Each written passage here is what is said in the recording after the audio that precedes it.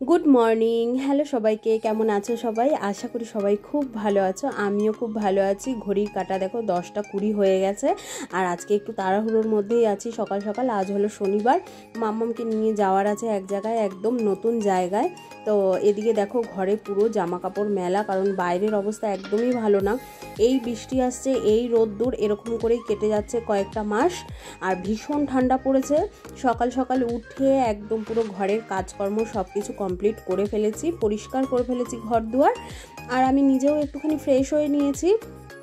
আর এদিকে দেখো রান্নাঘরে চলে এসেছি। রান্নাঘরের বাসনগুলো কিন্তু আমি কালকে রাত্রির বেলায় ধুয়ে মেজে একদম পরিষ্কার, কারণ জানি যে সকালবেলা উঠেই তাড়াহুড়ো লেগে যাবে। আর যেহেতু অন্য একটা জায়গায়, নতুন জায়গায় যাওয়ার আছে। এদিকে মামামও ঘুম থেকে উঠে গেছে, আজকেও ছুটি ছিল।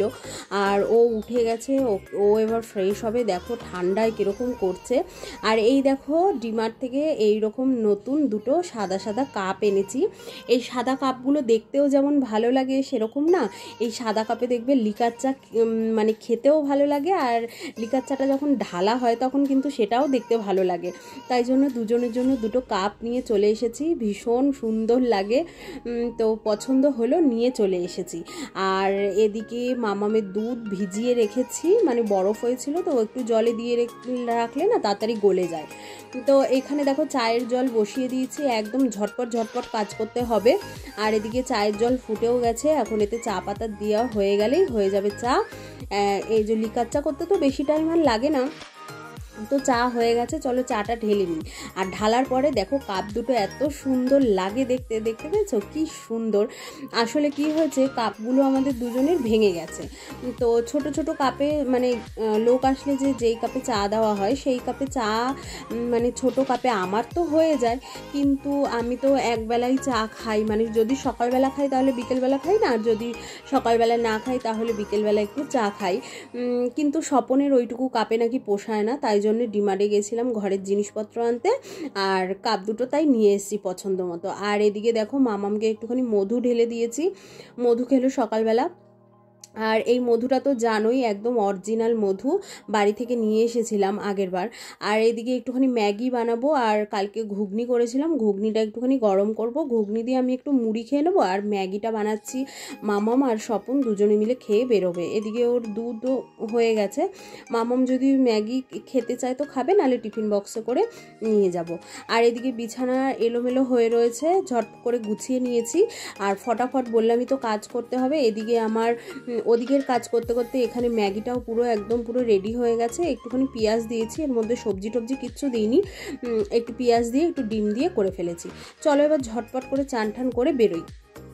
চান ঠান করে সব কিছু রেডি হয়ে একদম পুরো বেরিয়ে পড়েছি। আর আজকে যাচ্ছি হলো গিয়ে একটা নতুন জায়গায় মাম্মামকে নিয়ে। তো কারুরই এক্সপিরিয়েন্স নেই, আমারও নেই, স্বপনেরও নেই, আর মাম্মামের তো নেই, কারণ ও তো কোনোদিনও যায়নি এরকম জায়গায়, আমরাও যাইনি অবশ্য। তো গেলে বুঝতে পারবো। সব কিছু হেলমেট নিয়ে একদম পুরো রেডি হয়ে নিচে নেমে পড়েছি। মামাম ওখানে দাঁড়িয়ে দাঁড়িয়ে আমাকে ডাকছে, তাড়াতাড়ি আসো। যাই হোক চলো যাওয়া যাক। রাস্তায় যেতে যেতেও নেমেছিল বৃষ্টি, জানো তো। আর চলে এসেছি এই ব্রাঞ্চে, এখানে হবে আজকে মামামের ফটোশ্যুট, অনলাইন ফটোশ্যুট হবে।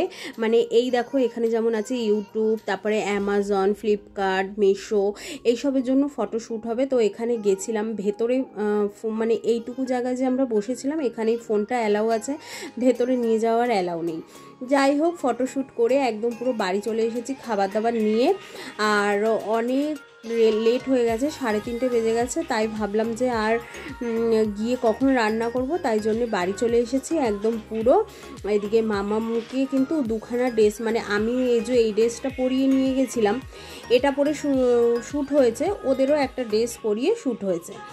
আর এই দেখো মামামকে একটা সার্টিফিকেট দিয়েছে ওখান থেকে, তো দেখে বেশ ভালোই লাগলো। আর এই প্রথম, আর আমাদেরও একটা এক্সপিরিয়েন্স হলো, আর গিয়েও বেশ ভালো লাগলো, মামামেরও ফটোশ্যুট করে ভীষণ ভালো লাগলো। আর এই তো বাড়িতে চলে এসে এখানে বসে সবাই যে যার মতো রয়েছি, আর কেউ আজকে আর শুইনি। তো চলো আজকের ভিডিও এইটুকুই, সবাই ভালো থেকো, সুস্থ থেকো।